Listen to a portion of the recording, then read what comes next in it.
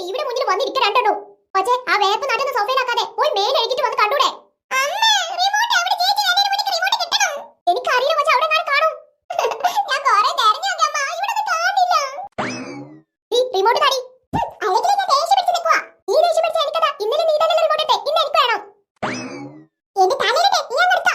നിന്റെ തലയിൽ ചക്കപ്പേനല്ലായിരിക്കും വേണ്ടേ? റിമോട്ട്. എടി ജീവോ, എന്താടി പോർക്കുട്ടി?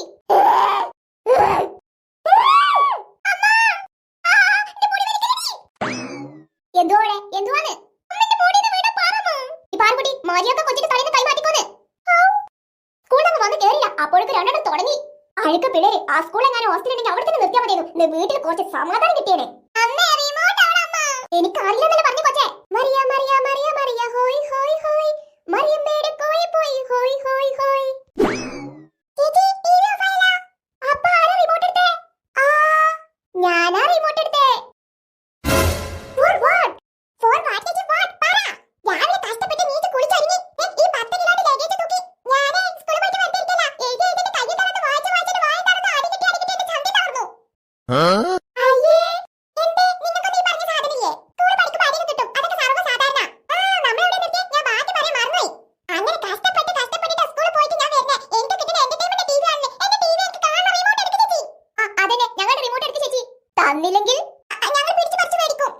എന്നതൊന്ന് കാണണല്ലോ. റിമോട്ടിന്റെ പോക്കറ്റിലുണ്ട്. ദൈവത്തിന്റെ എടുത്തോ.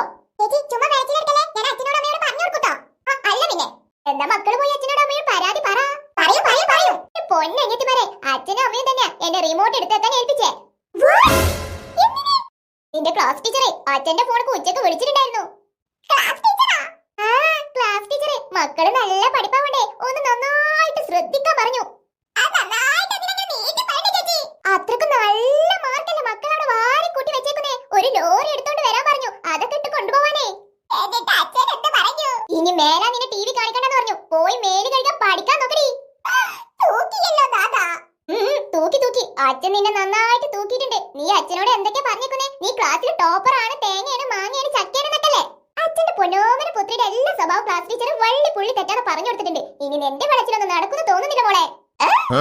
എടി പോറൂസേ, നിന്റെ മുന്നിലും പിന്നിലും സൈഡിലും ലെഫ്റ്റിലും റൈറ്റിലും ഇനി മുതൽ ഈ ലെറ്റൂസ് ഉണ്ടാകും. നിന്നെ പഠിപ്പിച്ച് പണിക്കരാക്കിട്ടേ ഈ ലെറ്റൂസ് അടങ്ങും. എന്തോ കൊച്ചേ,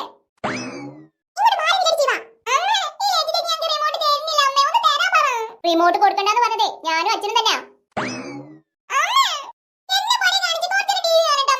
നീ ഇഷ്ടംപോലെ ടി വി ഉണ്ടോ? ഞങ്ങൾക്ക് ഒരു എതിർപ്പില്ല. ടി വി എന്ന യൂണിറ്റ് ടെസ്റ്റിലെ നല്ല മാർക്ക് വാങ്ങിയിട്ട് ആ പേപ്പറും കൊണ്ട് ഇങ്ങുവാ. എന്നിട്ട് ഇഷ്ടംപോലെ ടി വി ഉണ്ടോ? അവൾക്കല്ല മാർക്ക് കുറവ്, ഞാൻ ടി വി കാണട്ടമ്മ. വേണ്ട, മക്കളും കാണണ്ട. മക്കള് ടി വി കാണുമ്പോഴേ ഈ പെണ്ണ് അവിടെ വന്നിരിക്കും.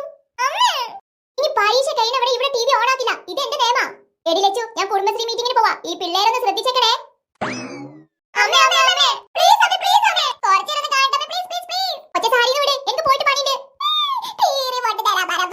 പെണ്ണിനെ കൊണ്ട്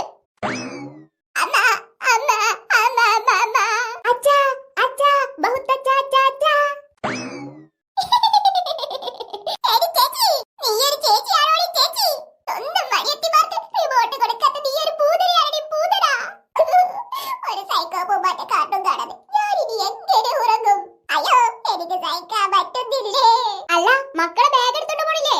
അത് നീ പൊളിക്ക് തിന്നടി ചേച്ചി. എടി ജീവ, സോറി ചേച്ചി, ആ റിമോട്ടിന് വേണ്ടിട്ടല്ലേ നമ്മൾ രണ്ടാളും കുറെ അടി ഉണ്ടാക്കിയേ. എല്ലാത്തിനും കാരണം ചേച്ചിയാ. ജോലിക്കാണില്ലേ അവൾക്കൊരു പണി കൊടുക്കണം ചേച്ചി. അല്ല പിന്നെ ആ ലച്ചുവിനെ നമുക്കൊരു അച്ചാർ ആക്കാനോ ചേച്ചി? മിക്കവാറും വേണ്ടി വരും. എന്താണ് രണ്ടാളും കൂടെ ഒരു ഗൂഢാലോചന? ഓ ഒന്നുമില്ലേ. അവളോടൊന്നും മിണ്ടാ നിൽക്കണ്ട. വാ പാർക്കുട്ടി. മിച്ചറും ചായയും ടിവിയും ഒക്കെ മിസ് ആവണം പാർക്കുട്ടി. എനിക്ക് എല്ലാത്തിനും കാരണം നീയാ. നിനക്ക് നല്ല മാർക്ക് ഉണ്ടെങ്കിൽ എനിക്ക് ഗതി വരുമായിരുന്നോ? നിന്നോട് നല്ല മാർക്ക് വാങ്ങാൻ ഞാൻ പറഞ്ഞോ? നിനക്ക് പൊട്ട മാർക്ക് വാങ്ങിക്കൂടായിരുന്നോ? ഒരു ചാക്ക് മുട്ട മാർക്ക് നീ കൊണ്ടുവരുന്നുണ്ടല്ലോ. ഇനി ഞാനും കൂടി മുട്ട വാങ്ങിയാലേ ഇവിടെ വെക്കാൻ സ്ഥലം ഉണ്ടാവത്തില്ല. ചാവത്ത് കുത്താതെ ചേച്ചി. എങ്ങനെ പോന്ന് ടിവി കാണാ? അതിനുള്ള വഴി പറഞ്ഞതാ. അതിന് ആകെ വഴിയുള്ളൂ. എന്ത് വഴി?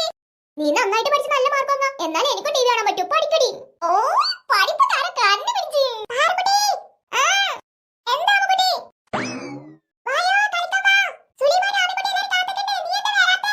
ഞാനില്ല. അതെന്താ? ഇനി മുതൽ ഞാൻ കഴിക്കാൻ വരുന്നില്ല. നീ പോയിക്കോ. അതെന്താണെന്ന് ചോദിച്ചേ?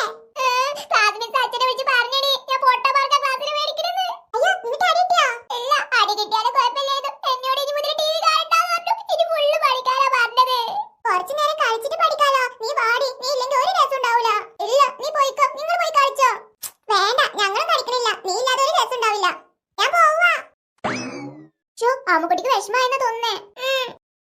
ലച്ചു ചേച്ചി വരുന്നുണ്ട്, വേഗം പഠിച്ചോ. അയ്യോ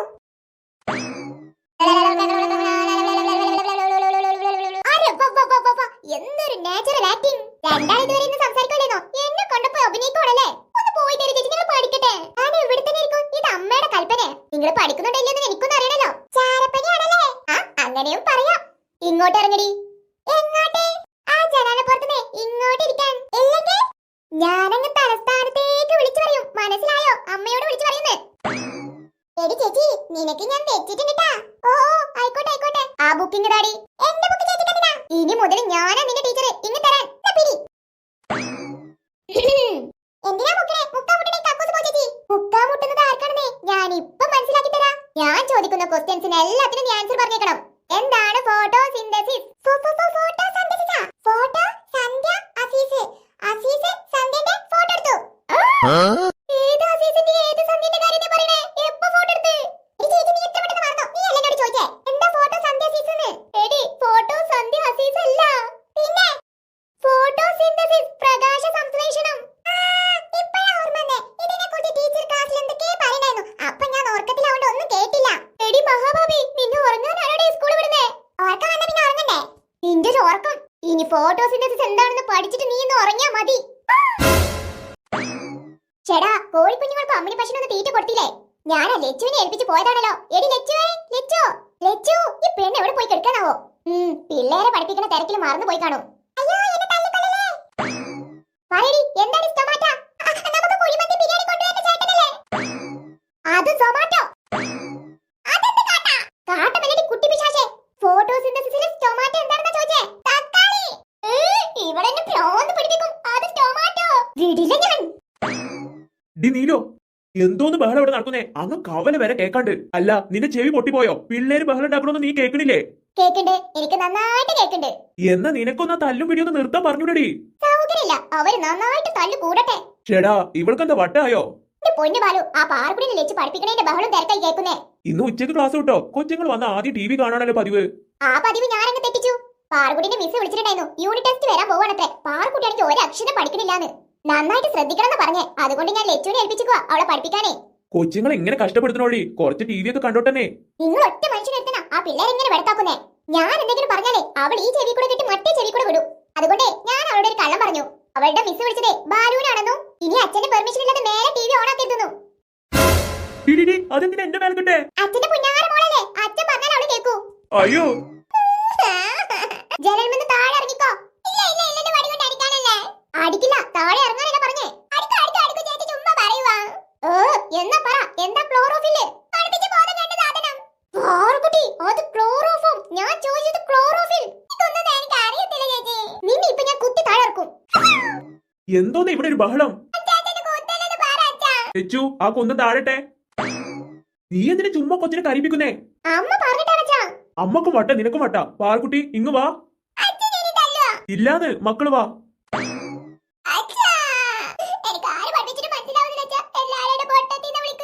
മക്കള് വാ, മക്കൾക്ക് മനസ്സിലാവണ രീതിയിൽ അച്ഛൻ പഠിപ്പിച്ചു തരാട്ടോ. മോളെ ശിവ, നീ പാർക്കുട്ടിയുടെ കൂട്ടുകാരോടെ നമ്മുടെ വീടിന്റെ പിന്നാമ്പുറത്തേക്ക് വരാൻ പറ. അവർക്കും കൂടെ പഠിക്കാലോ. നീലോ, ചക്കി മാങ്ങൊക്കെ നമുക്ക് തല്ലി പഴുപ്പിക്കാം, പക്ഷെ തിന്നാൻ അത്ര ടേസ്റ്റ് ഉണ്ടാവത്തില്ല. പക്ഷെ അതൊക്കെ അതിന്റെ സമയം എടുത്ത് ഇഷ്ടത്തിന് മൂത്ത് പഴുക്കുകയാണെങ്കിൽ തിന്നാൻ എന്ത് രസമായിരിക്കും.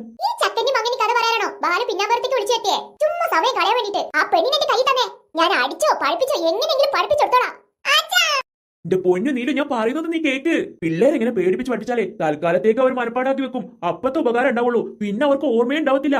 പിന്നെ ഞാൻ എന്ത് ചെയ്യണമെന്ന് പറയുന്നു ബാലു? അവൾക്ക് നന്നായിട്ട് മനസ്സിലാക്കി പഠിപ്പിച്ചു കൊടുക്കണം. എന്നാ അച്ഛനൊന്ന് പഠിപ്പിച്ച് കാണിച്ചേ, ഞങ്ങളൊന്ന് കാണട്ടെ. ദൈവം തമ്പുരാൻ വന്ന് ആകാശത്തിറങ്ങി പഠിപ്പിച്ചാലേ അവളുടെ തലയിൽ ഒരു കുന്നും കയറാൻ പോണില്ല. ഫോട്ടോസിന്തസിസ് എന്താന്ന് വെച്ചപ്പോഴേ ആസീസ് സന്ധ്യന്റെ ഫോട്ടോ എടുത്തെന്ന് അവള് പറഞ്ഞേ. വെക്കച്ച, ഈ ടോപ്പിക്ക് അവൾക്ക് പഠിഞ്ഞാലേ ഞാൻ എന്റെ തല മൊട്ടടിക്കും. ലച്ചുവാ പറയുന്നേ, ലച്ചു. മുട്ടടിച്ചിരിക്കണ ഒരു രസം ഉണ്ടാവില്ലട്ടാ. നീ പോടർക്ക. ഫോട്ടോസിന്തസിസ് എന്ന് പറഞ്ഞാൽ മക്കൾക്ക് എന്താണെന്നറിയോ? ഫോട്ടോസിന്തസിസ് എന്ന് പറഞ്ഞാൽ പ്രകാശ സംശ്ലേഷണം. നീ തൽക്കാലം ഫോട്ടോസിന്തസിസ് എന്ന് മാത്രം പറഞ്ഞാൽ മതി. പാർക്കുട്ടി ആദ്യം ചെറിയ കുട്ടിയിലായിരുന്നോ, പിന്നെ കുറച്ചും കൂടി വളർന്നു, പിന്നെയും വളർന്നു, ഇപ്പൊ ഇത്രയും വലിയ കുട്ടിയായില്ലേ. എങ്ങനെ പാർക്കുട്ടി വളർന്നേ? പിന്നെ ആ അതുപോലെ തന്നെയാണ് മരങ്ങൾ വളരുന്നേ. നമ്മളെ പോലെ തന്നെ ചെടികൾക്കും മരങ്ങൾക്കും വളരാനേ ഭക്ഷണവും വെള്ളമൊക്കെ ആവശ്യാ. അച്ഛാ, അപ്പൊ ചെടികൾക്കും മരങ്ങൾക്കൊക്കെ എവിടുന്നാ ഭക്ഷണം കിട്ടുന്നേ? അതിനെ കുറിച്ചല്ലേ നമ്മൾ പറയാൻ പോണേ.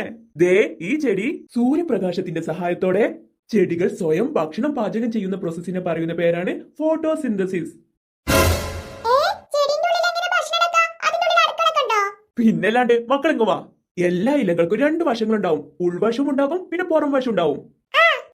ആദ്യം നമുക്ക് ഇലന്റെ ഉള്ളിലുള്ള ഭാഗത്ത് എന്തൊക്കെ ഉണ്ട് നോക്കാം. മക്കൾക്ക് എന്തെങ്കിലും കാണാൻ പറ്റുന്നുണ്ടോ?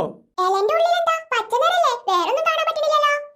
എന്നാ നമുക്ക് ഭൂതക്കണ്ണാടി വെച്ച് നോക്കിയാലോ? ഈ കണ്ണാടിയിലൂടെ നോക്കിയാലേ നമുക്ക് കാണാൻ പറ്റാത്ത പലതും കാണാം. കാണാൻ പറ്റാത്തതൊക്കെ ഇലന്റെ ഉള്ളിൽ ഉണ്ടോ? അങ്ങോട്ട് സൂം ചെയ്ത് നോക്ക് പാർക്കുട്ടി. അച്ഛാ, നോക്കച്ഛാ, ഈ ഇലന്റെ ഉള്ളിൽ എന്തൊക്കെ കാണുന്നു? അതാണ് ക്ലോറോപ്ലാസ്റ്റ്. അതായത് ചെടികളുടെ അടുക്കള. ഇവിടെ വെച്ചാണ് ചെടികൾക്ക് ആവശ്യമായ ഭക്ഷണങ്ങളൊക്കെ ഉണ്ടാക്കണേ.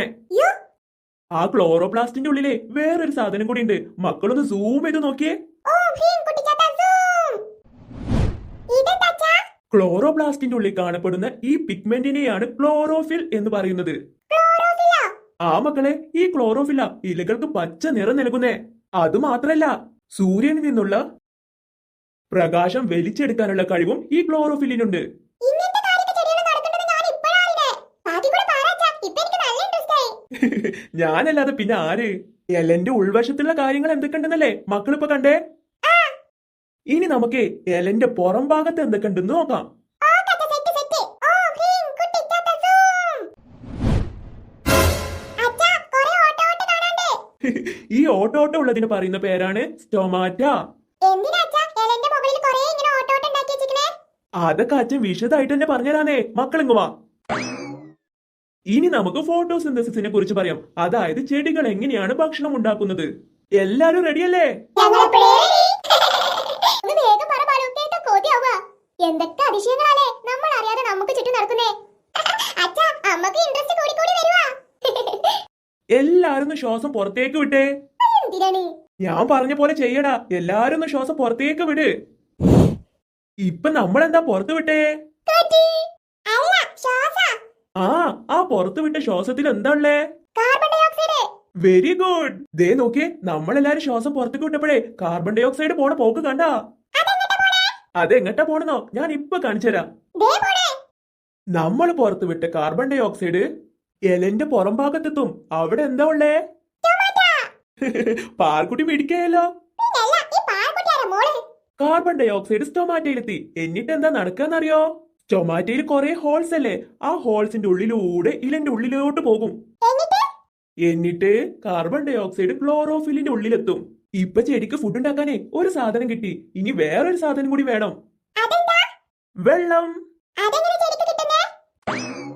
മണ്ണിന്റെ അടിയിൽ നിന്നും ചെടിയുടെ വേരുകൾ വെള്ളം വലിച്ചെടുക്കും. ആ വെള്ളത്തുള്ളികൾ ചെടിയുടെ തണ്ടുകൾ വഴി ഇലന്റെ ഉള്ളിലൂടെ ക്ലോറോഫിലിന്റെ ഉള്ളിലെത്തും.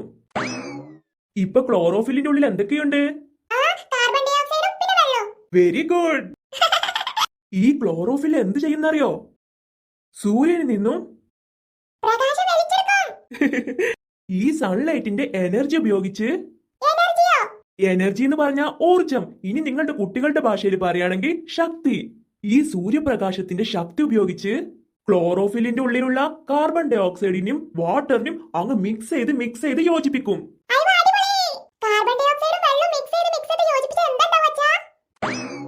ഷുഗറും ഓക്സിജനും. ആ മക്കളെ, ഈ പഞ്ചസാരയാ ചെടികളുടെയും മരങ്ങളുടെ ഒക്കെ ഭക്ഷണം. അതിനവർക്ക് പല്ലൊന്നുമില്ലല്ലോ മക്കളെ.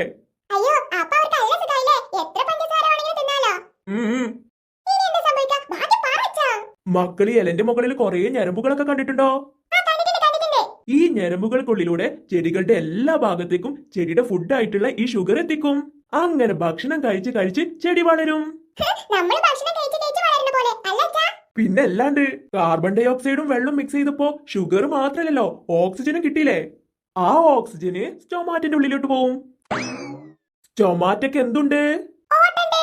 ആ ഹോളിന്റെ ഉള്ളിലൂടെ ഓക്സിജൻ എലന്റെ പുറത്ത് കിടക്കും. അത് അന്തരീക്ഷത്തിലേക്ക് വിടും. ഇനി എല്ലാവരും ശ്വാസം ഉള്ളിലേക്ക് വലിച്ചേ.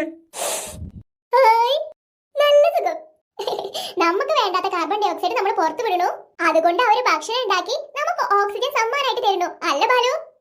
അതേടി. അപ്പൊ ഈ മരങ്ങളും ചെടികളൊക്കെ വെട്ടിക്കളഞ്ഞാലേ നമുക്ക് ശ്വസിക്കാനുള്ള ഓക്സിജൻ എങ്ങനെ കിട്ടാ? അതുകൊണ്ടാ പറയുന്നേ മരങ്ങളും ചെടികളും ഒന്നും വെട്ടരുതെന്ന്. അവർക്ക് ജീവനുണ്ടെങ്കിലേ നമുക്കും ജീവൻ ഉണ്ടാവത്തുള്ളൂ. എടി പാൽക്കുട്ടി, അപ്പൊ എനിക്ക് ഫോട്ടോസിന്തസിസ് എന്താന്ന് പറഞ്ഞാ? പിന്നെ എനിക്ക് സൂപ്പറായിട്ട് പറഞ്ഞിട്ടുണ്ട്. ഉള്ളിലുള്ള എലന്റെ ഭാഗത്ത് ക്ലോറോപ്ലാസ്റ്റ് ഉണ്ട്. ഈ ക്ലോറോപ്ലാസ്റ്റിന്റെ ഉള്ളില് ക്ലോറോഫിൽ ഉണ്ട്. പുറം ഭാഗത്തുള്ള ഇലയില് സ്റ്റൊമാറ്റയുണ്ട്. ഈ സ്റ്റൊമാറ്റയ്ക്ക് ഓട്ടുണ്ട്. നമ്മൾ പുറത്തു വീഴുന്ന കാർബൺ ഡൈ ഓക്സൈഡ് ഇലയുടെ പുറം ഭാഗത്തുള്ള സ്റ്റൊമാറ്റയുടെ ഹോളിലൂടെ ക്ലോറോഫിലെത്തും. ചെടിയുടെ വേരുകൾ മണ്ണിൽ നിന്ന് വലിച്ചെടുക്കുന്ന വെള്ളവും ക്ലോറോഫിലിലെത്തും. ക്ലോറോഫിൽ സൂര്യപ്രകാശം വലിച്ചെടുക്കും. ഈ സൺലൈറ്റിന്റെ എനർജി ഉപയോഗിച്ച് കാർബൺ ഡൈ ഓക്സൈഡും വാട്ടറിനെ മിക്സ് ചെയ്ത് യോജിപ്പിക്കും. ഷുഗർ ഓക്സിജൻ ഉണ്ടാകും. ഈ സൺലൈറ്റിന്റെ സഹായത്തോടെ ചെടികൾ സ്വയം പാചകം ചെയ്യുന്ന പ്രോസസ്സിനെ പറയുന്ന പേരാണ് ഫോട്ടോസിന്തസിസ്. മക്കള് പെട്ടെന്ന് പഠിച്ചെടുത്തല്ല. നല്ലതുപോലെ പഠിപ്പിച്ചാലേ ഏത് മക്കളും നന്നായിട്ട് പഠിക്കും. നമ്മളൊക്കെ കാണാതെ പഠിച്ചിട്ടേ ഇത് ഇത്ര സിമ്പിൾ ആയിനാ. തേങ്ങ ഇനി ചത്താലും ഞാൻ ഫോട്ടോസിന്തസിസ് എന്താന്ന് മറക്കൂല. ലച്ചു ചേച്ചി, അപ്പൊ നമുക്ക് മുട്ട